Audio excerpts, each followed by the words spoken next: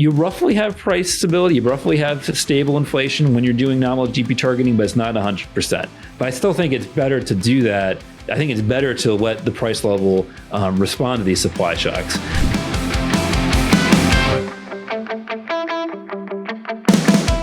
Hello. Welcome again to the episode of the Let People Prosper show. My name is Dr. Vance Ginn. I hope you're having a prosperous day. Well, today I'm delighted to bring on someone who knows quite a bit about the Federal Reserve, monetary policy, nominal GDP targeting, and a whole bunch more. And it's none other than Dr. Pat Horan. Pat, welcome to the Let People Prosper show. Thanks so much for having me, Vance. Well, it's really a pleasure to have you on, and we have a lot to talk about. But before we get into that, let me go ahead and read your bio for the audience, and then we'll jump right into it. So, Dr. Pat Horan is a research fellow at the Mercatus Center at George Mason University, where he focuses on monetary policy and the Federal Reserve System. His writings have been published in Barron's, The Hill, City Journal, National Review Online, and many other places. He received his PhD in economics from George Mason University and his AB in economics and political science from the College of the Holy Cross. So, with all that going on, Pat, let me go ahead and ask you the first question I do every guest. What motivates you to do what you do every day? Well, I get up every day to try to make public policy hopefully better and hopefully improve people's lives. I'm a Catholic Christian, and I was raised to believe that it's important to have a meaningful career that's good for your own flourishing and to help others, hopefully. And just a little bit more context, I was in high school when the great financial crisis happened, the Great Recession happened. And there was a lot of news, and it was very hard to understand what was going on. The big banks were in big trouble, and they needed help. They supposedly needed help from the government. It wasn't very clear why. And I thought, oh, gee, this is kind of scary, but it's piquing my interest too. I want to learn more. So that was in high school. And then in college, I decided to double major in economics to kind of try to learn more about what had been happening, what had been happening over the previous few years, and then also political science. I liked politics growing up, and politics and economics to go together, so I thought it was a good combo. Yeah, that makes sense. And political economy, you kind of piecing all of that together is fantastic. Absolutely, yeah, and they go well together, and it's important to understand too. People in the government, they can be very well-meaning people, but they're also like people. They're just like everybody else, though. They are concerned about their own self-interest. So when you're evaluating politics, it's kind of important to look through this economic lens. A lot of people call it public choice or political economy, as you say. And after college, I wanted to learn more. I kind of wanted a job in public policy, so I came down to D.C., and I knew George Mason had a master's in economics program that was good for people that wanted to do public policy-related jobs. So I got a job at Mercatus on what was then the new monetary policy team. And then at night, I went to George Mason University for my master's. And then after I finished that, after 3 years, I decided I'll keep going. I'll go for my doctorate because I really think this stuff is really interesting, very, very important. Yeah.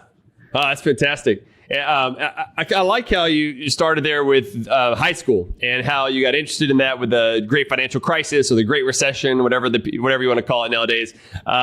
It's interesting because that's what kind of got me in economics. So I was a freshman in college in 2001. So it was a little bit different, but at that time, right, 9/11 happened. It was my first semester in college. I was taking my first economics course in college anyway. I went to homeschool from 7th grade through 12th grade. So I had some economics in my curriculum. But during that time, I remember my professor, he talked about, well, there'll probably be some big war after this because that will help stimulate the economy. And to me, that never made sense. It was like, wait, what? Why would we destroy things to build things up? Kind of going to the broken window fallacy by Frederick Bastiat and everything. But anyway, with that, though, it really started to steer me towards economics because, Pat, I thought I was going to do accounting. I actually ended up double majoring in accounting and economics in undergrad because I was good at accounting, and I thought, why not? And it helped me to read financial statements and everything else, which ended up helping when I worked at OMB and doing a lot of other fiscal stuff. But it's interesting how we get connected or to dive into economics. I wonder what else brought you to that, going through the financial crisis, being in high school and seeing the impact that had on the economy. What were some of the other insights that you took away from that? Yeah, well, so I think a lot of people were learning as events were unfolding because a lot of the topics like credit default swaps and things like that. Those are very foreign to most people. Most people were not familiar with what that meant. And I wanted to learn more. And I kind of had a journey, and I'm sure this is true, a lot of people who go through economics programs just want to learn about economics. When in undergraduate, I liked macro, but I thought, gee, there's these competing theories and it seems like people don't agree. I actually like micro a bit more. Yeah. And I kind of like micro applications, like law and economics. I thought that was a cool course. I did like macro too, but then by the end of undergrad, I was really more into the micro stuff. Yeah. I thought macro just seems like it's its own world. But then I thought, well, I like public policy generally, and then I want to kind of work in policy. And an opening came up on monetary policy team Mercatus. I thought, nice. well, I guess I'll learn more about monetary policy, and I'll learn as I go. And then one thing led to another. So now I'm back in the macro world. I got interested at first via macro, then I thought, man, I like micro more, and now I'm more back in the macro camp. Yeah. But I think those go well together, though, right? Because you need the micro foundations for macroeconomics is kind of how I view things. Absolutely. Yeah. And yeah, I shouldn't actually bifurcate them. So sure. they do go together, and there's not always a clear dividing line between this is micro, this is macro. And you're right. You do need micro foundations. Like you need price theory first, and then you can look at macro applications. Yeah. But I know, it's we haven't been out of college too long.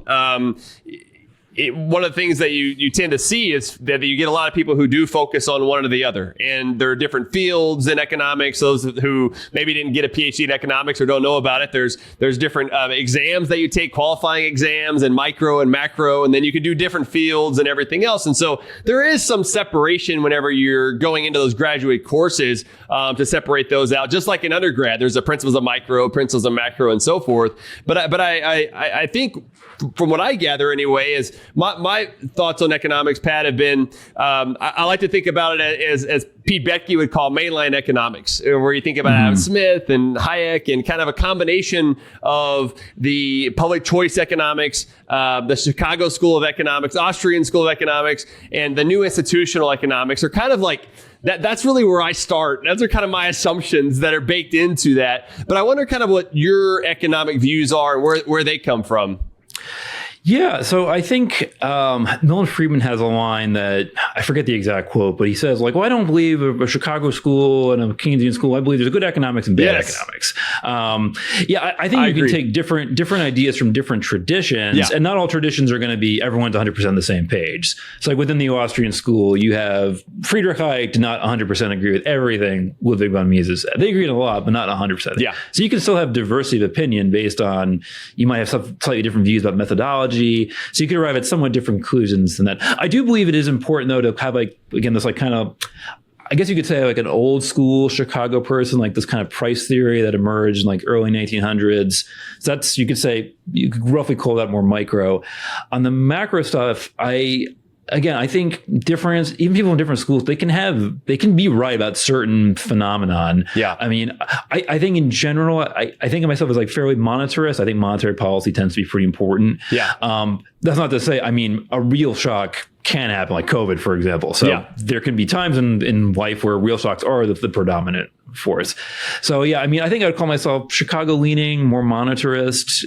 But I mean, I also do think it is important to be humble and say, well, perhaps not getting 100% of the picture. Yeah. But that's how I would roughly describe my views. Yeah, no, that makes sense. A lot of times, like people that I just meet and they'll be like, okay, what are your views on economics? I usually say free market economics, just to your point about Milton Friedman saying just sound economics without getting into the different schools, because most people don't know much about all the schools, and it gets kind of maybe there's too much weight that some will put on certain schools. So I definitely fall along with what you're saying there. Milton Friedman, though, was the one that kind of got me interested in learning deeper about economics. Like Capitalism and Freedom was the first book that I read that really got me started on that track. Okay. Was there any particular books that got you going? This might sound a little funny. In high school, when the Great Recession was happening, I was like I was just like kind of exploring things. Like I found YouTube and I found, Milton Friedman on YouTube. Oh, this guy seems to know a lot of things about monetary policy, drug war, all sorts of trade, all sorts of topics. I guess in general, I think a lot of my conclusions, like, probably similar to yours, I would probably broadly call myself, I'm a free market economist. I think markets tend to work very well on their own. Yeah. I think government has some core responsibilities. It's important important they do those well. But I think in a lot of cases, the interventions, even if they're good intentions behind them, they can lead to all sorts of unintended consequences. Yeah. Again, I think it's important to be humble and Sure. kind of evaluate all the arguments as they emerge. But yeah, most of my views would be more market leaning, definitely more free market leaning. Yeah, that makes sense. I think that gives a good background, for where you're coming from and what you've been thinking. And I wonder, one more question kind of in your background before we get into some more of the policy stuff. Have there been any big challenges, that you've overcome that really helped you to also with your worldview? And because you said, Christian Catholic and everything else, and that goes into part of your overall worldview. Does some of that, first of all, does any of those situations happen that helped to formulate this from any of the challenges that you faced? But also, did it help you to, re-examine kind of the direction of where you wanted to go for the future? Yeah. So again, I kind of to some extent stumbled upon monetary policy as an area. And, so my views kind of coming into it were, well, I think the Fed should be more rules based. I'm not exactly sure what that rule should be.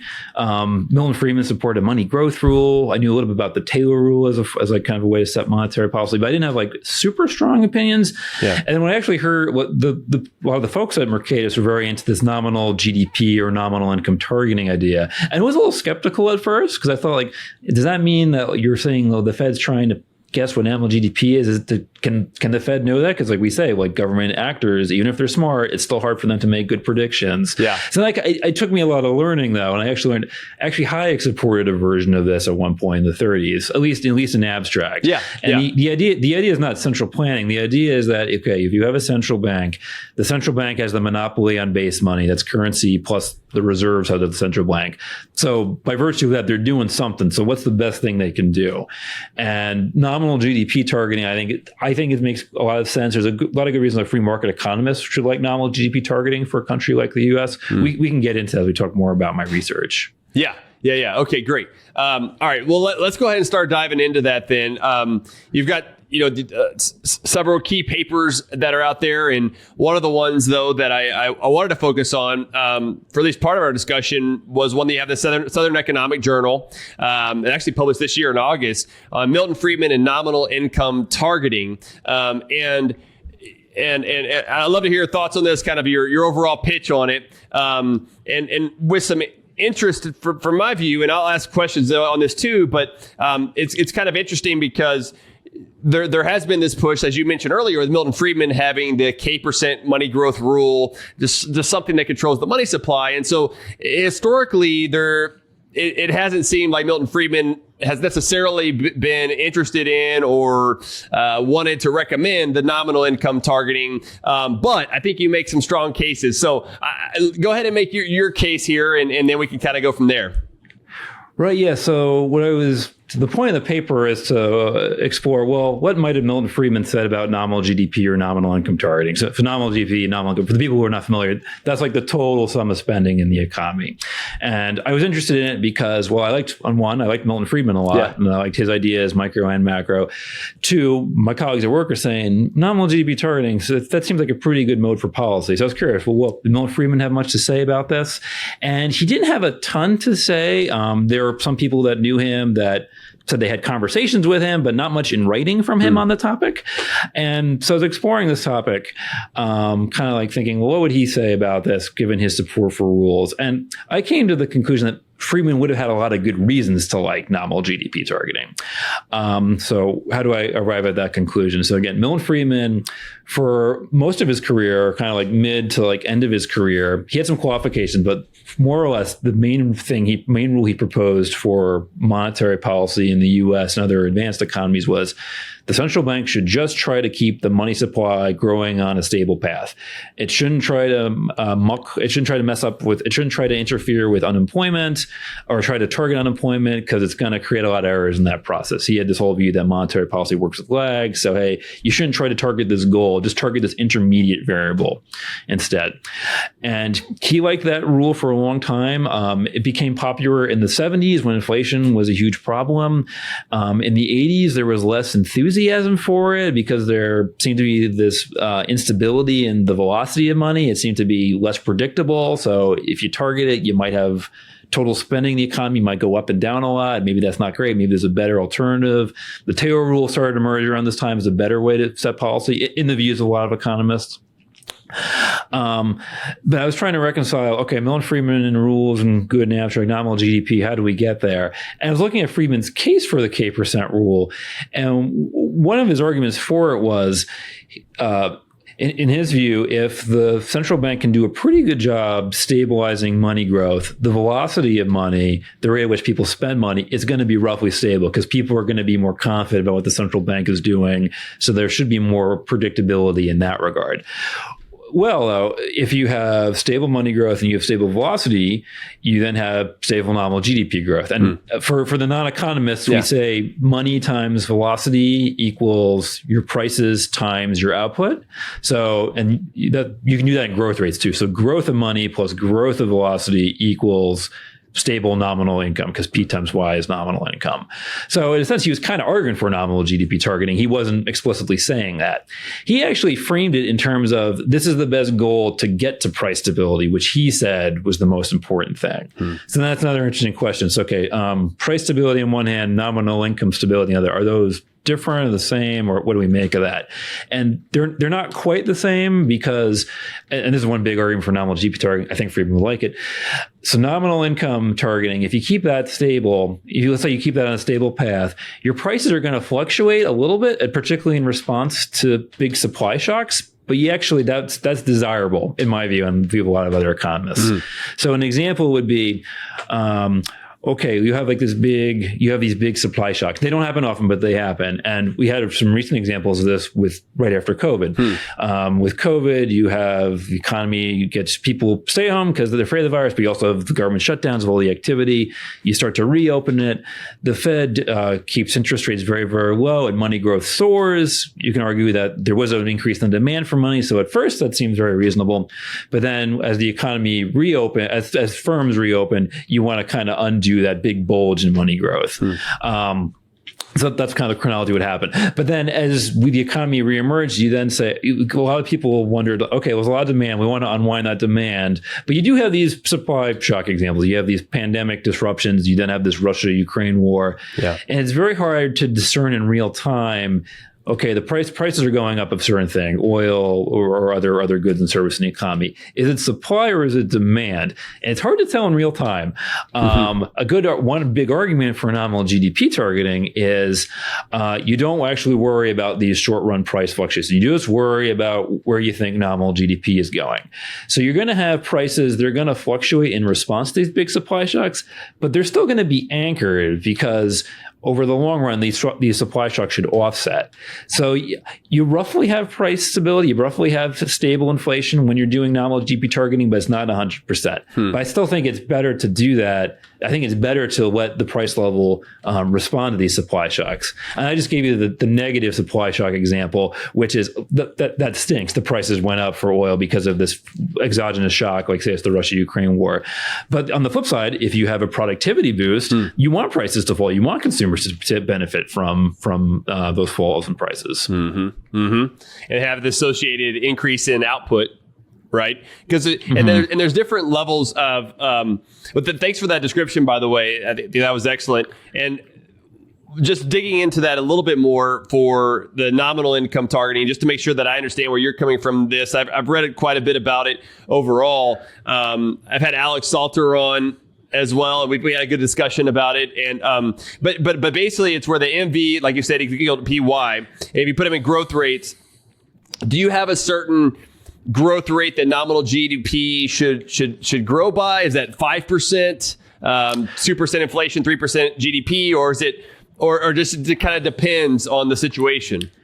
Yeah, it kind of depends also on the specific circumstances you're starting with. So right now we don't have nominal GDP targets. We'd have to, if we were to switch that, we'd have to pick what do we want the growth rate to be. Yeah, I would say that and this is always changing, the trend of real output growth. Yeah. But we want to say, okay, well, let's estimate what we think it's going to be about. And okay, so we take that number and then we take what we think, what what do we want the trend inflation rate to be for whatever reason? And we add those two numbers together to get our nominal GDP target. So for a long time, Scott Sumner, like pre-COVID, he would say, well, let's do 4% because we're used to this 2% inflation number and the real economy grows about 2%. So let's just pick 4 to make it easy. There are people who say that real trend growth has gone up since the pandemic. I'm not quite sure I agree with that. So then they say, well, maybe make the target 5. We have had some good real growth lately. I don't know how long that's going to continue for. 4 and 5, maybe it's not a huge deal if everyone's on the same page. We know what the target is. You wouldn't want to pick a 10% nominal GDP growth target because that would imply 6, 7 to 8% inflation, and there's not really a strong case for that. So you'd want to pick a nominal GDP target that is consistent with low trend inflation. There are people who want to raise the trend inflation rate to 3% to give the Fed more room to cut interest rates. I don't really love that argument. Because I think if people are convinced that the Fed will be targeting nominal GDP, that's good enough by itself for people to be optimistic about the economy recovering. So I mean, I think you can even be in situations where the price level is falling, it's negative, you have deflation. George Selgin, who used to be at the Cato Institute, he has this book called Less Than Zero. He says, hey, deflation, if it's productivity driven, there's nothing bad about that. So you could, in principle, pick a very low nominal GDP growth rate target and be consistent with very low, like near zero inflation. I would say 4, just because it's an easy number and it's easy. It's a practical number to work with. Yeah. That makes sense. One of the things too is so basically with the K% money growth rule, and Milton Friedman always liked to use the equation of exchange as well, right? The MV equals PY is the equation of exchange, and it usually was around 4 or 5% because he would say, well, velocity is basically going to be 0% over time, or close to that, and that's where I came from for a number of years. I get more of a monetarist overall. I don't know that I'm quite on board yet with nominal GDP targeting or nominal income targeting. And one of my concerns has been, is part of this idea of inflation and thinking about where prices should be. And at the end of the day, I think that's the only thing that the Federal Reserve can really control is our prices and ultimately their balance sheet, given the different transmission mechanisms that are happening throughout the economy, whether it's through the interest rates, like a Taylor rule, which I actually like a lot of the things about the Taylor rule. And I'm not quite sure that the money growth rate rule is the right one either, because then it's like, well, which money aggregate do we want to use? Is it M1? Is it M2? And or is it just the monetary base, which is where I like to look at this a lot. And I've also, favored a lot of the things that the Austrian school has said over time about the orders of production and how we don't want to distort those levels of orders of production. And so if we have too much money growth, you could lead to less efficiency within different markets and not allowing the economy to grow as fast as it otherwise would. You could have more boom and bust cycles throughout the economy as well. And so kind of thinking about some of those things, also within public choice, right? Thinking about the incentives of whether it's the Federal Reserve and what they should be is what I consider independent from what's going on with Congress and the president. But at the same time, there is some talk, of course, that happens among those leaders like Jay Powell, the Federal Reserve Chairman, Janet Yellen, and Treasury Secretary, and prior ones of this as well. There's some coordination that happened, especially like during the Great Financial Crisis. There was a lot of coordination that was happening. But I wonder, and maybe you might be able to relieve some of my concerns here, though, Pat, I know with nominal GDP targets, some have said, well, let's have a rate or not a rate, but something that's like kind of like an ETF. There's an index that we could use or a bond or something. There was something that they determine what the rate's going to be for nominal GDP to allow for there to be set expectations that can anchor for the future. How might something like that work in the real world that we could see that make sure that, inflation is not going up and down too much, because I'm worried about that and the volatility, the distortions that might create throughout the economy. Where we really want to see is more real GDP. So, I guess long story short, my concern is that we could have a 5% price level increase or inflation, but we have real GDP declining by 1%. And then we say, well, we have 4% nominal GDP. And so this is a good thing, and maybe it will increase over time. But maybe I'm missing something in here too. I'm humble enough to know that I don't know all the ins and outs of it, but I'd love to hear maybe some of your thoughts about some reactions to that, if you will. Yeah. I would just say, I say a few things. Yeah. I think it's another argument for nominal GDP targeting. I talk about in the paper. Another reason why Milton Friedman would have had a good reason to like it is it kind of simplifies the Fed's goals. Because right now, a lot of people talk about the Fed having a dual mandate where it tries to keep inflation low and it also tries to bring about what they call maximum employment. They technically have a third goal as well, which is to keep the level of they call it the moderate level interest rate. Medium. I think it's medium to long-term interest rates. The idea is to keep that moderate, but no one knows what that means. It's confusing what that means. So they frequently just talk about the unemployment and the inflation goals, which sound nice in abstract. A problem with the unemployment goal, not that it's bad to, we want to have sound labor markets, but monetary policy only affects unemployment in the short run. So you can say the Fed can add liquidity to the economy, so firms have some wealth, banks can lend out more, and that can help with unemployment for a period of time. But it can't really control unemployment in the long run. That's based on what the skill set for workers are and the supply for demand for workers. And Pat, just real quick, is that for the audience of things too, like that was this trade-off between inflation and unemployment, the Phillips curve. That Milton Friedman basically, he debunked that back in the 70s and early 80s. Right. Yeah. There was this view that there's this trade-off that you can exploit. So if you have too much of one, you can reduce it, but then at the expense of the other. But then Friedman said, no. In the short run, unemployment affected by monetary policy, how much liquidity there is, okay. But in the medium and the long run, it's just these real factors for it. Yeah. So the natural rate of unemployment, right? The natural rate of unemployment, exactly. Yeah. And then there was another guy, Edmund Phelps, who kind of independently figured out the idea. So they both won the Nobel because of that. Mm-hmm. One argument for nominal GDP targeting, though, is labor markets, real output, the Fed cannot control that beyond the short run. However, total spending in the economy, nominal GDP, that is arithmetically the sum of inflation and real output growth. So by targeting that, you're hopefully anchoring those other two variables, the inflation goal and the unemployment goal. The unemployment goal, not so much. It really is based on the real force in the economy. But what you're saying is we're targeting this variable because it's the best we think we can do. And if we're doing a decent job with that, the labor market will be in as good shape as it can be to be in a happy state. Obviously, you got to make sure policies look good on the labor market side too. You want to have sound policies in that front. So monetary policy cannot deliver you prosperity. It cannot deliver you real output growth beyond the short run. It cannot keep unemployment low beyond the short run. Those are really beyond what monetary policy can do. Yeah. So that makes sense. So this is what I have been. My research suggests this would be a really good thing to do because it's the best thing the Fed can do. Yeah. But to get beyond it, you need other good policies, good institutions. Yeah. And it's interesting right now because the Federal Reserve, as you've written and talked about previously on during COVID, they ran up the balance sheet from $4 trillion to $9 trillion. And then now it's down to closer to $7 trillion now, but it's still 75% above where it was in February of 2020 before the COVID and the lockdowns and everything else. And it's kind of interesting because, early on during this period, we had this situation where some were saying that it was going to be transitory inflation because of the supply shocks. And I think a lot of that made sense. Like there were certainly supply shocks that were going on that were going to be transitory. My concern is at that time was that there was so much money being put into the economy that I just couldn't see that that was going to be a transitory inflationary situation.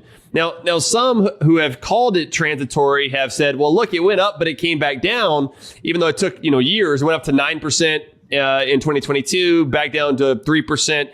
Today, if not a little bit lower, depending on which metric you want to use. And so that took a while to get to that point. Right. But I wonder what your thoughts were thinking about it from nominal GDP targeting or just your other research along the Federal Reserve and monetary policy, kind of what your thoughts were during this period. This was on minds of my colleagues and me, like this whole period. So so inflation started to take off in spring 2021 when things were coming back online. So it's good news and bad news. Good news is people are getting back to work. Bad news is inflation seems to be a problem. We're not sure where it's going to go. I think I was a little overly optimistic. I thought, well, some of this is supply shocks. I thought, and if there is any demand component to it from excess money growth, the Fed will step in real time to help undo it.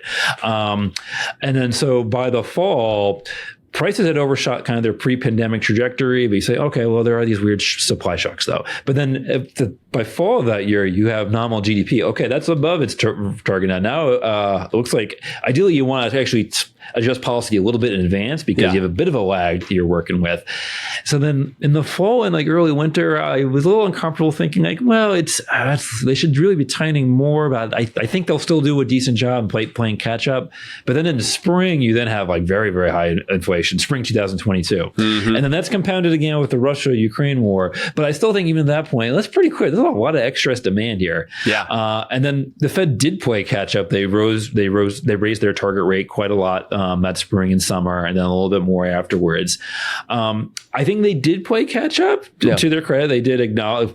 Powell said, "I'm retiring the term transitory." And inflation, it's still above target, but at least it's come down. It's closer to target. I think the Fed has benefited from some look. I think there's been some positive supply shocks, like things like AI improvements. People talk about migrant workers. There's a lot of politics of immigration, but I do think you do have more workers, more people working, and that's good. Yeah. So I think the Fed had some help actually bring the inflation down. And because I was actually starting to get a little bit worried, I think it might be kind of hard to do a soft landing. I don't. It's hard to tell what's going on right now because the Fed has cut as of when we're doing this interview. The Fed cut its target rate 50 basis points a few weeks ago. I thought that seems like a little bit much because there have been some signs. There's some signs that the labor market's loosening a little bit. It's like, okay, maybe it makes sense to cut rates. But then you hear stats like, well, real and nominal GDP are both still really strong. So is there really a strong case for cutting rates much more? I don't really see it right now. Yeah. So now I'm a little bit worried, like maybe we're not going to land. I hope we land. I think we still can do a landing, but I don't want to say, I don't think we should declare victory too early. Yeah. No, great points there. It goes along with your humbleness, which I really admire that. And I share your concerns. I mean, I think that it is something to watch. And I was pretty vocal saying that I don't think that they should have cut really at all. I think they should kept interest rates a little bit higher for a little bit longer, considering that they kept interest rates so low for so long and pumped so much money into the economy that you will have.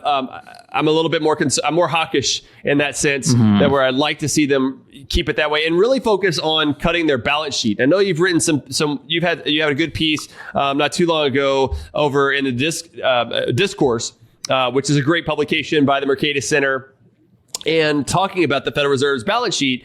And I think this is something that most people don't understand or overlook. Oftentimes, we look at the money supply aggregates, the broader measures of money compared to just what's on the Federal Reserve's balance sheet. And it's something that, because I was in graduate school when 2007, 2008 happened, right? And so I was working with my mentor at the time, Dr. Ronald Gilbert at Texas Tech, and we were working on some papers about all these new quantitative easing, 1, 2, and 3, and the different tools that they were using at that time to basically manipulate, support, whatever word you want to use, but to do something with those particular markets, commercial paper market, money market, and stuff like that, mutual funds and things of that nature.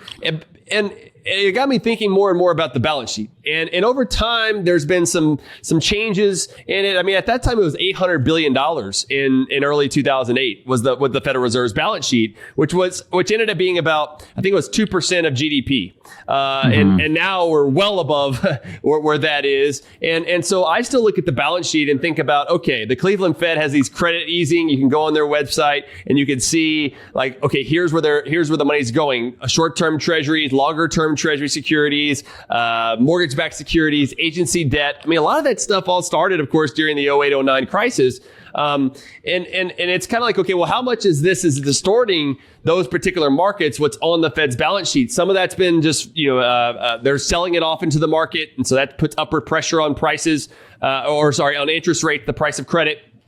And so, but they're also have been buying a lot of the mortgage-backed securities, which kept a lot of the mortgage rates lower than otherwise, and maybe incentivize. I think it did incentivize a lot of the housing market boom and kind of the bubble that's there, in my view. And so I don't know exactly how they can unwind all of this without having some other major repercussions. A big one here, I talk a lot about the Congress and fiscal policy, where they're running $1 trillion deficits. I mean, last year the national debt went up $2.3 trillion in a period of peacetime with no recession, all this stuff. There's so much money is being spent. And part of me, I don't want to believe this, but part of me thinks that maybe they're having to bring down the interest rate because of the huge burden that we're seeing, just net interest payments on the debt of over $1 trillion. I mean, this is a massive problem. And so what I've been writing about, whether it's at American Institute for Economic Research or other places, is saying that I really would like to see the day where we could have a fiscal rule and a monetary rule together. Because if you just have a monetary rule, I think it gives too much leeway for the fiscal side of the equation to run amok. And if you have Congress having just a fiscal rule, then the monetary policy could run amok. And so I've tried to put this out there more. We've been writing with Alex Salter and several others of, I really hope we can get to the day where we can push for both. And it's something that I've worked a lot on, Pat, across the states, of what I've called the sustainable budgeting, of limiting spending to no more than population growth plus inflation, if not less than that. And if we were able to do something like that at the federal level, we could balance the budget in 5 or 6 years by having, about 1 percentage point more in economic growth, which is very difficult to do given the situation we're in. But I'm just looking at the numbers, and slowing growth rate of spending to 1% per year, we could balance this thing. And then that would also help to relieve some of the pressure, I think, on the Federal Reserve. So I'll step back, though. I wonder what your thoughts are on that. Yeah, that's and then also just to take a step back to go back to the monetary policy side and an interaction with fiscal policy. So we talked about the goal for monetary policy: nominal income, keep it stable at some growth rate or some level target that you pre-announce. How you get there is an interesting question. So in general, the Fed uses its short-term interest rate, the federal funds rate target, to try to achieve its goals, and that's where the Taylor rule comes in. So John Taylor wrote back in the early 90s, it seems like the Fed has kind of followed this formula for how it sets policy. It seems to be doing a pretty good job. So why not stick with that? Yeah. And then there's modifications of that rule. In his rule, he had, you have the gap in inflation, like where it is versus where it's supposed to be. And then, I forget if he had the real output gap or the unemployment gap. That would be like the real measure in there. Yeah. Now you could combine those terms, and then that's one way to do nominal GDP targeting. Yeah, so that's like a nominal GDP gap. Yeah. So my colleague David Beckworth and I say you could write a rule for doing nominal GDP targeting along those lines, and you can tweak the exact parameters of the rule. You have because you need to have your natural interest rate estimate. And again, that's also hard because it's not something you directly observe. Yeah. I think having a pre-announced rule, even if it's not a perfect rule, as long as it's a pretty good rule and it's pre-announced, everyone can be on the same page. And then you can say, okay, well, the data or the forecasts say this is what should happen next. And then I think you could periodically evaluate the parameters of the rule and tweak those parameters as long as the Fed is being very explicit and transparent, saying okay, we want to have this parameter tweaked a little bit. We learned this in the past year. Here's why. I think those would be good improvements in monetary policy. Yeah. Kind of have a rule and try to work at least roughly within that rule, but be explicit about it. You can change the parameters because the Fed, they are very knowledgeable, but you need to be explicit about what you're doing. So that's one way to do nominal GDP targeting. Another way to do it would, it's not invoked as often, but some economists argue for it, would actually be to kind of do some sort of money growth rule. And I talk about these different rules in my Friedman paper because I said, okay, well, Friedman, he would have had good arguments for doing nominal GDP targeting. Here are some ways to do it. So you have a Taylor rule. You could do a money growth rule. So the idea being, okay, you want to have the monetary aggregate that seems to be consistent with, that has the most stable velocity you can estimate. So Friedman looked at what are called M1 and M2, as he mentioned. Those measures published by the Fed, I don't really love those measures because those are simple sum measures. Yeah. And I think those are actually not measured properly. There's something better called divisia measures. And the way divisia works is you control for how liquid each part of the aggregate is. So when you have, like you have M2, and you add currency, checking, and savings, and then also CDs. So CDs are less liquid than the cash in your wallet or the stuff in your checking account. What you do with divisia is you control for that through a formula where you control based on the interest paid on those kinds of assets. And you can broaden that up to, like, the Fed used to publish M3, which included repos. Those actually would have been very helpful to have, to be aware of what was going on with M3 at the time of the 2008 crisis, because there was a lot of money exiting repos and into savings. Yeah. So M2 was rising, but M3 was falling. Had we been looking at M3 and again properly measured through this divisia estimate, we would have a better sense, like, oh, there's not enough money in the system right now. Yeah. But not to get too off course, but that's one way. That is a strategy for trying to do nominal GDP. Find the broadest money supply measure you can find, and hopefully that can stabilize nominal GDP. Yeah. That makes sense, by the way. Yeah, that makes sense. Yeah, and I don't want to keep talking about it. I want to talk about the other stuff you asked me about, though. So, like, but fiscal rules too. So yeah, that's also interesting, and that's you have this with both monetary and fiscal. This what comes called a time consistency problem. Yes. Yeah. So the idea is, like, you say, okay, we have these goals. So on the monetary policy side, you say, okay, unemployment and inflation. Unemployment, it's higher than we want to be, so we're going to cut interest rates more. And if there's inflation that's high, we'll worry about it when we get there. But then when inflation's high, then you have a temptation to say, I don't want to raise, because unemployment is, look, it's so low, it's so good. But then inflation gets out of control. So you're time inconsistent. You don't have the same willpower in each period. So hence, okay, well, follow a rule. The rule is going to make you do the right behavior in each period. And you have the same thing with fiscal policy. You say, okay, well, Congress should run budget deficits when we're in a recession, but then they should run surpluses when we're not in a recession and when we're in peacetime. Yeah. That sounds good on paper, but then in reality, that's not what happens. They love running budget deficits all the time. So how do you impose a fiscal rule? Because some people will also say, well, then are you running into democratic accountability issues? Because, well, what do voters want? How do you balance that out? So fiscal rules can be tricky. There are countries that do them, though. Yeah. Chile, for example, does them. Some countries in Central Europe do, I believe. Yeah, Sweden, Switzerland. Yeah. I think the U.S. is in a very bad state in terms of its debt to GDP trajectory, and we're going to have to make tough decisions. The earlier we can make sound decisions, the better it's going to be in the future. Amen. Yeah. Amen. And then again, if you can say, okay, monetary policy, make it more rules-based, more predictable, make it a better strategy. Okay, that's great. But if you're in a very awful fiscal situation, there's going to be that pressure at some point to, okay, well, how about you monetize these debts, Fed? Because after all, well, we're the elected members of Congress, and you should do what the people want. So yeah, to kind of help preserve the independence of the Fed, you want to make sure fiscal affairs are in order. Yeah, definitely. So Pat, the last thing here as we're wrapping up is what do you have to say to the audience? Kind of wrapping everything up together. Anything else that we may have missed, and also where people can find you if they want to find out more about your work.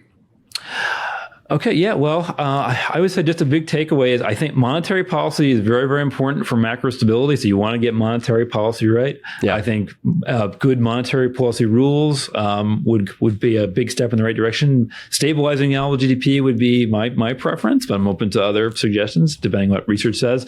But I would say, like, we can't just think monetary policy can solve everything. This is good for the short run stability, but long run, you really got to worry about having sound policy in other areas. That's fiscal policy, regulation, education, all those other issues, rule of law, et cetera, trade, and so on. Where you can find me, you can go to, so I work at the Mercatus Center at George Mason University. We're mercatus.org. If you look up the monetary policy page, you can find work by my colleague David Beckworth, work by me, work by some external scholars we work with. And you can also follow me on Twitter. Maybe you can provide my Twitter URL in the show notes. I will, definitely. Hey, Pat, this has been a fantastic discussion. I hope the audience learned a lot. I know I've learned a lot as we've been discussing this. Thank you for all the work that you're doing, and God bless you and your family. Thanks so much. You too, Vance. All right, Pat. Well, good luck with everything moving forward. And thank you to the audience for joining us here today. Go out and give us a 5-star rating or rate us wherever you get your podcast. And be sure to share it with your friends and family. They need to learn more about the Federal Reserve and different things that's going on there in D.C. that's influencing your life and your livelihood each and every day. Remember, you can find out more and get more insights at vanceginn.com and my website, or go to the show notes page at vanceginn.substack.com for my newsletter and much more. And until next time, let people prosper.